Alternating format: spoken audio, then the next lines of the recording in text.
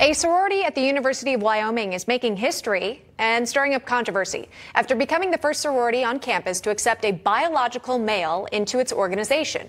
Artemis Langford, a biological male who identifies as a woman, as you see on your screen, told the student publication, The Branding Iron, quote, "I feel so glad to be in a place that I think not only shares my values, but to be in a sisterhood of awesome women that want to make history."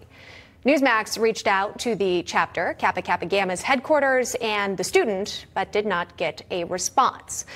We're joined now by Alexa Schwerha, who's been reporting on this story. Gabe Saint is also a student at the University of Wyoming, and they've been following along. So, Alexa, if you could, sort of break down what stands out about this. Again, when you think about traditionally sororities and fraternities, sororities are for women, fraternities are for men. How did a biological male end up in a sorority? Well, that is the question. But here at the Leadership Institute's Campus Reform, we're seeing that this radical transgender movement is consistently lying to women. It's very important to note that it is not progressive, it is not inclusive to force women to give up their sense of safety and security in order to allow men to go and invade their spaces. Policies like this are regressive and they're extremely misogynistic. And this goes beyond simply allowing a biological male into a sorority. We're talking about these same male students now being able to live in sorority housing. We're opening up a doorway for the new college normal to be females living alongside men. Right, because in a sorority house, you've got members who live together, right? You wake up in the morning, you eat all your meals together, you study at the house together, you live there. And so you go through all the steps of living there. Gabe, since you're at the university and on campus, can you tell me about what the reaction has been like? Again, how did this happen at the University of Wyoming? Well, to be honest with you, I don't really know how it happened. It's quite ridiculous. I know a lot of the girls in the sorority are pretty upset about the whole deal. There's a girl in my chapter, and she's been pretty upset. A lot of girls are talking about leaving. The Albany County Republican Party has been receiving concerned citizen emails and calls all around the state. There's a lot of people very, very upset. Yeah, rightly so. When you go through recruitment, you think that this is a place where you could meet a lot of young women who are focused on their future careers, their studies at school. You build a community. Alexa, could you dive into the details of, how this would have gone through the ranks? When you go through recruitment, again, it's kind of a process, a mutual selection, right? You reach out to the women, they go through Rush, and then they get a bid to the chapter. Was everyone on board with this individual joining?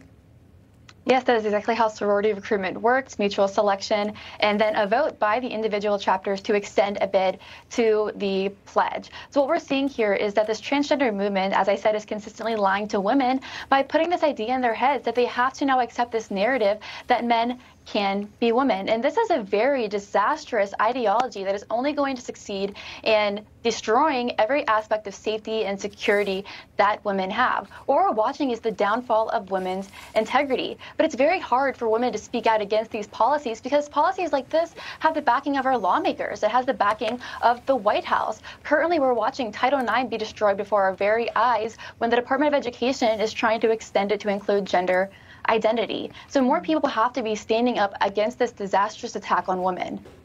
Well, it comes down to how this chapter decided to vote, right? Clearly, there were enough members who said, yes, let's welcome in this individual. Let's offer them a bid.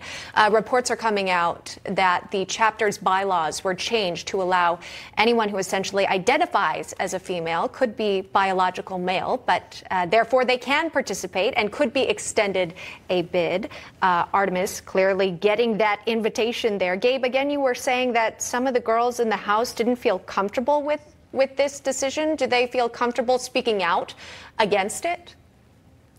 Yeah, they've been talking to a few reporters around the country and around the state. So they've been talking out. Turning Point USA at our school has been pretty vocal about it. It's a grotesque thing. I don't blame them for not feeling comfortable. They shouldn't have to feel comfortable. And so hopefully we can pressure enough people and they get something changed. Yeah. Alexa, just final thoughts on the matter. Again, do you think this becomes more of a trend? Obviously, we've seen biological men compete in women's sports. Will we see more biological men go through recruitment? Have we seen this recently? Unless more people stand up and protect and defend women, we are absolutely going to see this trend trickle all across the country, and we already have. As a reporter for the Leadership Institute's Campus Reform, I've talked to many women who have been victimized by this radical, disastrous agenda.